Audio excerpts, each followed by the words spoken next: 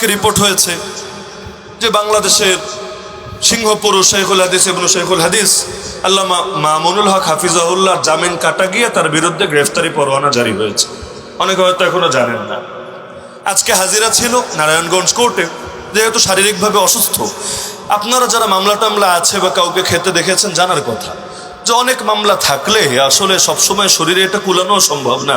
এখন যার মামলাই প্রায় 50টা, হজরতের মামলাই প্রায় 50টা। এর মধ্যে কিছু ঢাকা, কিছু চিটাগাং, কিছু হলো রাজশাহী, কিছু হলো খুলনা, কিছু হলো কুমিল্লা। তো এত জায়গায় একটা মানুষ দৌড়াদৌড়ি করে কিভাবে? তাও জেল থেকে বের হলে সুস্থ হতেই তো লম্বা একটা টাইম লাগে। আর জেল এমন একটা জায়গা, জেল থেকে বের হওয়ার পর অনেকে তো বেশি দিন হায়াতি আর পায় না। এই জল্লাদ শাহজাহানের অবস্থা দেখেন না, বেচারা 40 বছর মনে হয় জেল খেটে এসেছে।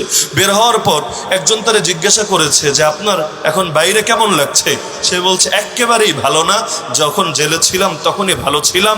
এই 40 বছর সেখানে কাটানোর পর বাইরের পরিবেশের সাথে ম্যাচই খেতে পারছি না। তাকে জিজ্ঞাসা করেছে তাহলে আপনার কি হলে ভাল লাগবে? সে বলছে মরে গেলে। আল্লাহর বান্দা মনে হয় আজকে না গতকালকে যেন মরেও গিয়েছে। দোয়া করি আল্লাহ তাআলা তার জীবনের ভুল ত্রুটি মাফ করে তারা জান্নাত দিন দেয়। তো যে প্রসঙ্গে বলছিলাম, এত জায়গায় যদি একটা মানুষের মামলা থাকে যাওয়াটা সহজ ব্যাপার না। আমাদেরও যেহেতু দৌড়াদৌড়ি করা লাগে বুঝি। আর মনে করেন রমজান আমি পুরোটা ছিলাম সিলেটে, কি গরম রমাদানের মধ্যে। এর মধ্যে সেই ঢাকায় যাওয়া, গিয়ে কোর্টের বারান্দায় 2 ঘন্টা 4 ঘন্টা ঘেমে ঘেমে ঘেমে গোসল হয়ে তারপর গিয়ে একটা হাজিরা দিয়ে আবার সেখানে চলে যাওয়া। আর রমাদানে মাদ্রাসা খোলা ছিল, কোর্সও চালু ছিল, তো আবার সেই গিয়ে বাচ্চাদের পড়াতে শুরু করা, মানে কি যে এক ভোগান্তি, কি যে এক পেরেশানি। প্রত্যেকবার দিল থেকে দোয়া আসে যে আল্লাহ আমার কোনো দুশ্মনকেও তুমি এই কপাল দিও না যে এইরকম অভিজ্ঞতার শিকার হওয়া লাগে। আমার কোনো দুশ্মনের ক্ষেত্রেও যাতে এটা না হয়, দুনিয়ায় কষ্ট থেকে তুমি তাকে মুক্ত রেখো। তো এখন যার মামলাই প্রায় 50টা, মাসে তো দিনই হলো 30টা, তো কয় জায়গায় দৌড়াবে, কয়দিন দৌড়াবে? আর এই অসুস্থ শরীর নিয়ে কয় জায়গায় যাবে? তো এখন বিকল্প একটা সূরাত আছে, আইনজীবী আবেদন করতে পারে যে আমার মক্কেল আজকে অসুস্থ, আসতে পারছে না, টাইম পিটিশন দাখিল করলাম, তাকে পরবর্তী হাজিরা পর্যন্ত সময় দেওয়া হোক। তো এটা স্বাভাবিক ব্যাপার, কোনো অস্বাভাবিক কোনো ব্যাপার না। তো তার ব্যাপারে এটা দিয়েছে। আর তিনি তো পালিয়ে যাওয়ার কোনো মানুষ না, মানে প্রসিদ্ধ মুখ হলে তারা তো আর যা মনে চায় তা করে না, বা এটা করা সম্ভব না। আর অপ্রসিদ্ধ হলে বহুত কিছু করতে পারে। দেখেন না বেটারা, ছাগলের ক্ষেত্রে ইজ্জত গেল আর আখাউড়া দিয়ে মাথা কামিয়ে সুন্দর মতো পালিয়ে গেল। তো জীবনে দেখেছেন কোনো হুজুর মানুষ এভাবে পালায়? আরে দেখেছেন জীবনে? ধরেন আমাদেরও তো মামলা আছে, কিন্তু আমরা কি এখন মাথা মতো টাক করে ওদের মতো এভাবে বর্ডার ক্রস করে পালাবো? কেন না? কারণ হলো আমাদের কাছে জেল খাটাও লজ্জার, আমাদের কাছে বাইরে থাকাও লজ্জার। অনেক নাস্তিকরা দেখি মাঝে মধ্যে ট্রোল করে, হ্যাঁ এই মোল্লার গোষ্ঠী জেল খাইটা দেখি আবার গর্বের সাথে এটা প্রচারও করে, জেল খাইটেছে লজ্জার বিষয়। এই কথা মুখে আনে কিভাবে?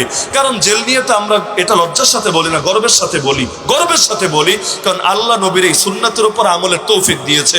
ওরা অবাক হয়, আরে এরা পাগল নাকি, জেলের কথা এভাবে প্রকাশ্যে বলে কিভাবে? হিম্মতটা কোত্থেকে আসে জানেন? চুরি করে জেলে যাওয়া লাগলে লজ্জা লাগতো, ডাকাতি করে জেলে যাওয়া লাগলে লজ্জা লাগতো, কিন্তু হকের কথা বলার কারণে যদি জেলে যাওয়া লাগে, লজ্জা কিসের? এটাই তো আখিরাতের জন্য বড় পুঁজি হয়ে থাকবে। আল্লাহ চাইলে হাসর হবে ইউসুফ নবীর সাথে, আল্লাহ চাইলে হাসর হবে মুহাম্মদুর রাসূলুল্লাহ সাল্লাল্লাহু আলাইহি ওয়াসাল্লামের সাথে, আল্লাহ চাইলে হাসর হবে কারাবন্দী ইমামে আজম ইমাম আবু হানিফার সাথে। তাহলে আফসোসের কি আছে? তো এখন দেখা গেল কিন্তু এদিকে জারি করে দিল না। কেন আজকে আসে নাই? তাকে গ্রেফতার করে এখন হাজির করতে হবে। কি হবে সেটা আল্লাহ ভালো জানে। সারেন্ডার করার পর আবার জামিন দিবে না ভিন্ন কিছু হবে, কি হবে আল্লাহ ভালো জানে। লেকিন সামান্য এই জিনিসকে নিয়েই যাদের মাসের অধিকাংশ দিনে হাজিরা থাকে, পরোয়ানা একটা জারি হয়ে গিয়েছে। যদিও বাংলাদেশ তো আবার ইস্যুর দেশ, একটা আসলে আরেকটা ঢাকা সহজ আর কি। মনে করেন এখন যদি মামুনুল হকের গ্রেফতারি পরোয়ানা সব পত্রিকায় যদি বড় করে এটা আসে, তাহলে নরেন্দ্র মোদীজির সাথে কি কি হয়েছে সেটাও তো হারিয়ে যাবে। ওদিকে তিস্তা নিয়ে কি হচ্ছে সেটাও মানুষ ভুলে যাবে।